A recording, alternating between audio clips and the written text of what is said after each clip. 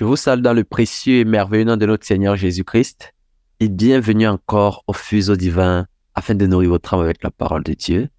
Aujourd'hui, nous allons parler de la parole de Dieu. La parole de Dieu. Amen. C'est important pour nous de parler de la parole de Dieu. Pourquoi? Parce que la parole de Dieu, c'est la pensée de Dieu. La parole de Dieu nous permet de connaître le caractère de Dieu. La parole de Dieu, c'est en fait le code de conduite du chrétien. Amen. Et c'est vraiment important que nous parlions de cela. Et de nos jours, c'est important en fait que nous connaissions et que nous maîtrisions la vérité qui se trouve dans la parole de Dieu. Pourquoi? Parce que il y a plusieurs doctrines qui naissent quotidiennement. Et c'est donc important pour l'enfant de Dieu d'être ancré dans la parole de Dieu, de serrer fortement la parole de Dieu dans son cœur afin de ne pas être emporté par tout vent de doctrine et pour ne pas être molesté également par le diable. Rappelons-nous que Jésus-Christ a vaincu le diable avec la parole. Dans Matthieu 4, il répondait par « Il est écrit » avec toutes les propositions que le diable lui faisait. Amen. C'est vraiment très, très, très important pour nous de connaître la parole de Dieu et de donner de la vie à la parole de Dieu. Mais quelqu'un me dira, mais frère Abel, qu'est-ce qui donne la vie à la parole de Dieu? C'est la pratique de la parole de Dieu qui donne la vie à la parole de Dieu. Sinon, elle demeure une lettre morte. Elle demeure une lettre morte. Elle n'a pas d'effet. Amen. Donc, la lecture, l'écoute, la méditation de la parole de Dieu, c'est une chose. Maintenant, mettre en pratique la parole de Dieu, c'est autre chose. Amen. Donc, aujourd'hui, nous allons donc voir quoi? Ben, c'est quoi la parole de Dieu? C'est quoi la parole de Dieu? En quelques minutes, nous allons parler, c'est quoi la parole de Dieu? Numéro un, la parole de Dieu, c'est quoi? C'est Dieu lui-même. La parole de Dieu, c'est Dieu lui-même.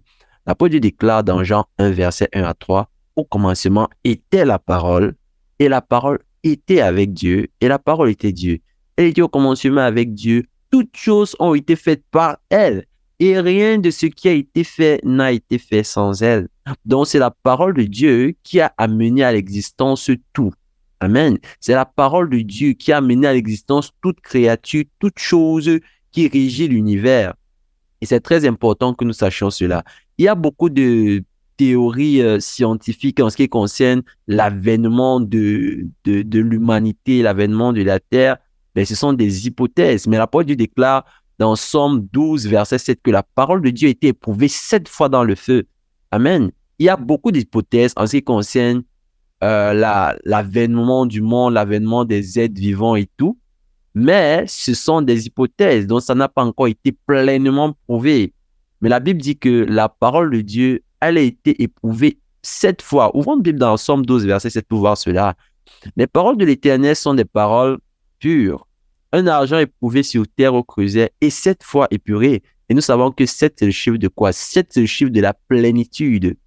Amen. 7, c'est le chiffre de la plénitude. Et puis, la parole de Dieu, elle est donc fiable. Pourquoi? Parce qu'elle a été purifiée, en fait, de toute impureté 7 fois dans le creuset. C'est très important que nous sachions cela. Qu'est-ce que nous devons également savoir sur la parole de Dieu?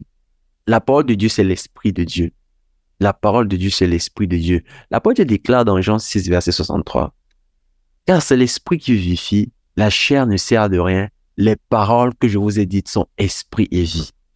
Comme je vous l'ai dit tantôt, ce qui donne la vie à la parole de Dieu, c'est la pratique, la mise en pratique de la parole de Dieu. Tant et aussi longtemps que tu ne mets pas en pratique la parole de Dieu, elle ne peut pas te donner la vie. Si tu médites la parole de Dieu, si tu la lis, si tu l'écoutes et que tu ne la mets pas en pratique, oh mon frère, tu es un auditeur oublieux. Amen. Tu es un auditeur oublieux. C'est très important de mettre en pratique la parole de Dieu pour qu'elle soit effective et efficace dans ta vie. Numéro 3, c'est quoi la parole de Dieu? La parole de Dieu, c'est tout ce que Dieu a dit au travers de ses prophètes. C'est tout ce que le Seigneur a dit au travers de ses prophètes. Dans la parole de Dieu, nous retrouvons là plusieurs prophètes. Il y a eu des prophètes majeurs, des prophètes mineurs qui ont véhiculé la pensée de Dieu. La parole de Dieu déclare dans Hébreux 1, verset 1, « Après avoir autrefois, à plusieurs reprises et de plusieurs manières, parlé à nos pères par les prophètes. » Amen. Parler à nos pères par les prophètes. Et puis, tout ce qui a été dit par les prophètes avait été documenté par les scribes.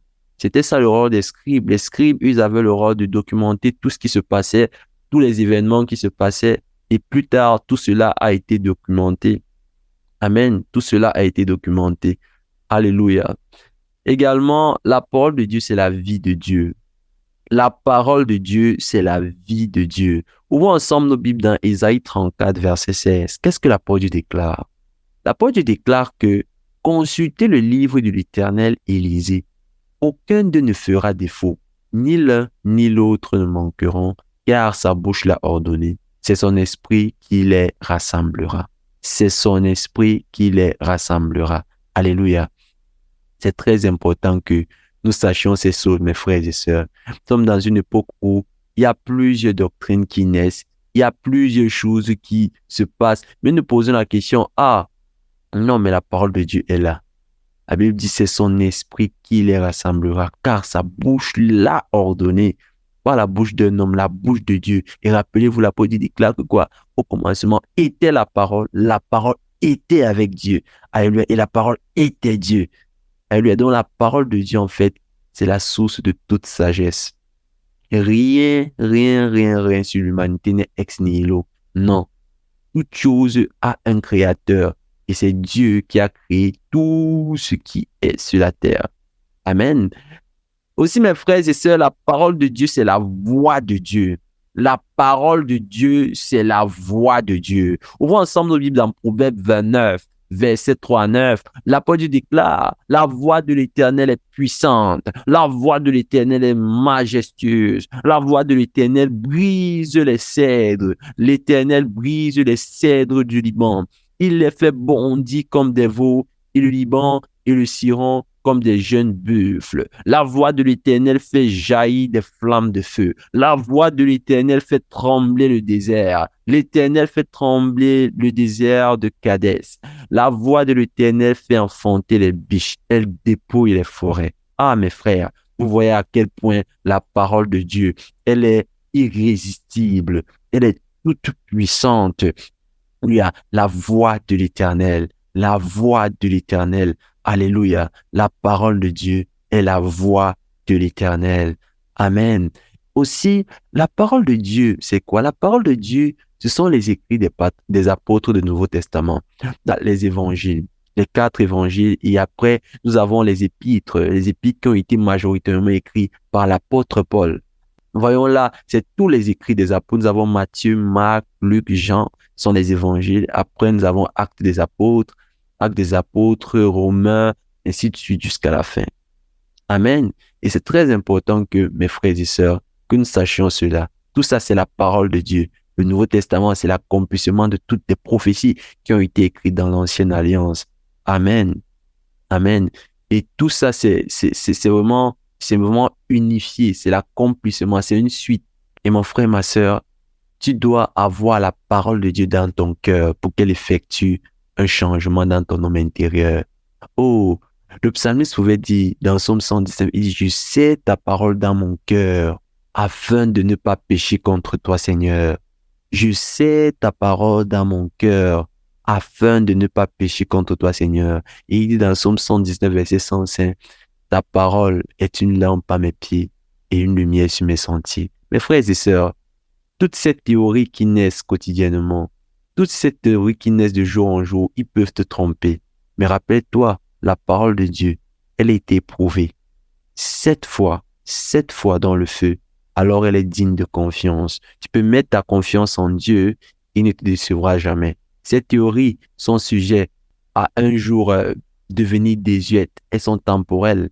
Mais quand tu mets ta confiance en l'Éternel, quand tu as en toi la parole de Dieu, elle va effectuer un changement radical dans ta vie. Et tu es sûr d'une chose, si tu as scrupuleusement pratiqué la parole de Dieu dans ta vie, oh, tu ne seras pas dévalué, tu ne seras pas oublié et tu ne seras pas ignoré dans l'éternité. Que le Seigneur te bénisse. Alors mon frère, ma soeur, toi qui m'écoutes, si tu n'as jamais accepté Jésus-Christ dans ta vie, si tu reconnais que peut-être tu étais dans l'alliance et tu es sorti de l'alliance, c'est le moment. C'est le moment, mon frère. Le Seigneur Jésus-Christ vient encore. Il frappe à la porte de ton cœur. Il frappe à la porte de ton cœur. Il aimerait simplement que tu lui ouvres la porte. et qui vient effectuer ce changement, qu'il rapporte la lumière en toi. Toi qui m'écoutes, mon frère, ma sœur, tu passes par beaucoup de frustrations, mais Jésus-Christ est la solution. Oh, viens avec tes fardeaux à la croix de Jésus et il va prendre tout sur lui. Il va prendre tout sur lui. Il va te décharger de ses soucis.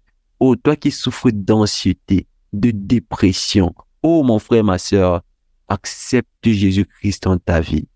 Accepte Jésus-Christ dans ta vie.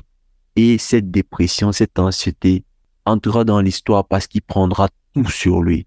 Amen. Si tu as donc pris cette décision dans ton cœur d'accepter Jésus-Christ dans ta vie, répète cette prière après moi. Seigneur Jésus, je reconnais mon péché. J'implore ta miséricorde dans ma vie. J'implore le sang de Jésus. Le sang de Jésus qui parle mieux que le sang de tout sacrifice. Que le sang de Jésus me purifie. Que le sang de Jésus me rachète au nom puissant de Jésus. Père éternel, je suis vraiment navré de mon ancienne vie et je ne veux plus retourner dans mes vomissures. J'élève donc la voix à toi afin que, Père, tu me donnes la bonne volonté, que tu me donnes la force de vaincre le péché. Père, j'ai besoin de toi. Viens élire domicile dans mon être. Deviens mon compagnon dans toutes mes décisions et dans tout ce que je fais. J'ai besoin de toi, Seigneur Jésus. J'ai besoin du Saint-Esprit dans ma vie. Merci, Seigneur, pour ton entrée dans ma vie. Merci, Seigneur, pour ton acceptation dans ton royaume. Au nom puissant de Jésus-Christ. Amen. Alléluia. Bienvenue à la maison, mon frère, ma sœur. Bienvenue, bienvenue, bienvenue. Tu as pris la plus belle, la meilleure décision de ta vie. Amen. La meilleure décision de ta vie et tu ne la regretteras jamais. Tu ne la regretteras jamais. Que le Seigneur te bénisse. Alors maintenant, je t'invite à constamment lire la parole de Dieu. Lis la parole de Dieu. Lis la parole de Dieu. Évite désormais d'écouter des chansons qui n'édifient pas ton âme. Écoute des chansons chrétiennes qui vont nourrir ton âme, qui vont t'aider à croître spirituellement dans ta marche avec le Seigneur. Et si tu n'as pas encore une église, je t'invite à prier le Seigneur afin qu'il te dirige vers une église où on le sert en esprit et en vérité afin de bâtir ta foi. Que le Seigneur te bénisse. Alors toi qui m'écoutes, si tu es malade, mets la main où tu souffres. La parole du déclare que par ses meurtrissures, nous sommes guéris. Au nom puissant de Jésus, Seigneur, je te prie maintenant pour toute personne malade.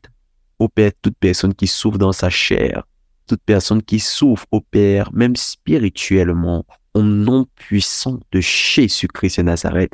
Ô Père, tu as dit dans ta parole à la mention du nom de Jésus, tout genou fléchi et toute langue confesse que Jésus-Christ est Seigneur. Je déclare maintenant qu'au nom de Jésus, toute maladie cesse.